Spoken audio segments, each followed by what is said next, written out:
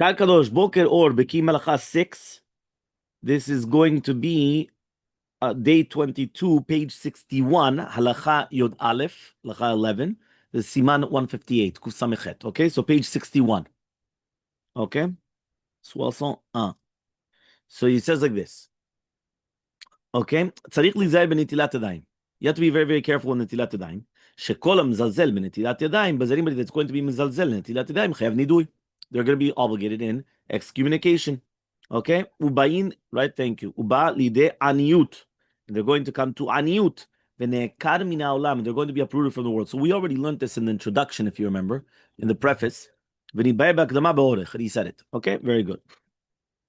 Fine. Next הלכה. י"ב. Ha'onesh. Yeah? Sorry, doctor. Do me a favor. Please close the door. Thank you. Ha'onesh shene'ekar min ha'olam. This punishment that a person is going to be uprooted from the world is davka imoseken tamid. If he's going to do so all the time. Yeah? Uprooted from the world is if he does it all the time. Because if he's not going to do it at the time, because of atzlut. Right? There's certain people that they are atzlanim. Right? So therefore, imoseken tamid. Yeah? He says, right, imoseken tamid is considered a mezalzel mitzvah. Aval, but he says, mi eno notel yadav mechamat she'eno choshesh ligzera chachamim mezalzel b'mitzvotam, זה נחשב מזלזל אפילו פעם אחת. It's going to be מזלזל even at one time. וחייב בכל העונשים הנ"ל. And he's going to be חייב on all the עונשים. Okay, 13. Gemara. Pizza, what you guys making on pizza? So he says now like this.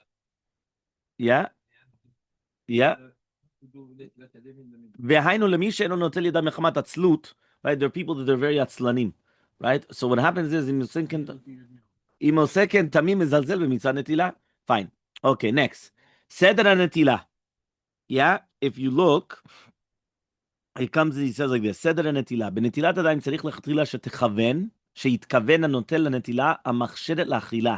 הנושא מצוות נטילת ידיים. That means you have to have כוונה for נטילת ידיים. אוקיי? וכוונת נותן נמי מועיל אפילו לכתחילה, אף על פי שלא כיוון הנוטל. So therefore, כוונת הנותן is going to help even לכתחילה. So he says, ואם נטל ידיו סתם שלא לאכול, now if you did נטילת ידיים סתם without eating, כגון שידעו מלאך לאכול סתם, they were dirty. ונטלן ולא ידעת, you didn't want to eat. And then afterwards you say, you know what, I'm going to eat bread. ולא יסיח דעתו, you have to do נטילת ידיים again. But you don't make a ברכה. למה? ספק ברכות להקל. ונכון שיגע, right? במקומות המטונפים שבגופו ויחזור ליטול בברכה. So he says it's proper just to touch the you know, the parts of the body in order to do it with a beracha. Okay, let's see the footnote. Yeah, the footnote 14. Yeah. This is Maran's ruling in Shulchan Aruch 159.13.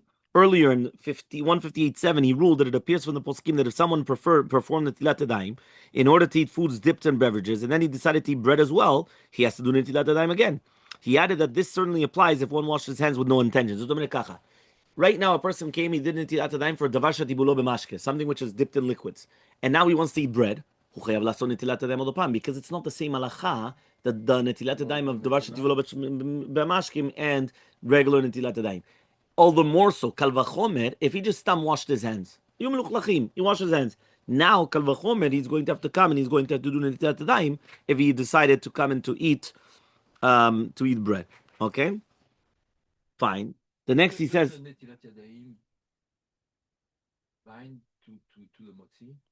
no. Davar shtibul mashke, you do netilat yadayim without. And you do amotzi even without the netilat yadayim. I did netilat yadayim, and finally I said, no, I'm not going to eat That's bread. fine. There's no bracha levatala even. Nothing. It's not.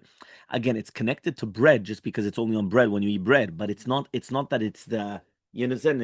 It's two different things. You have to do netilat yadayim when you're going to eat the bread. But that's it. It's not. He asked regarding if he did netilat yadayim and he make bracha, but he didn't eat the bread. Yeah. Let's say he did netilat yadayim. He does bracha. No. And then all of a sudden he changes. That's nothing. Overview.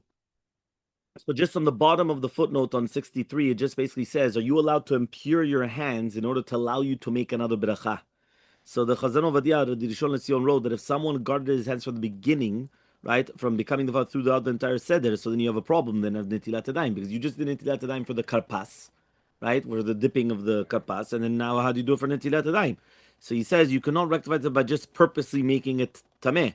But in the handwritten gloss of the Yakud Yosef, the Rishon Lezion explained that he agrees in principle with the Ben Ish Chai that it is permissible to create a situation to make a beracha in order to get out of this problem, and therefore you could do that. So that's what we do actually in essence. Okay, fine. And Mizat Hashem, we continue tomorrow.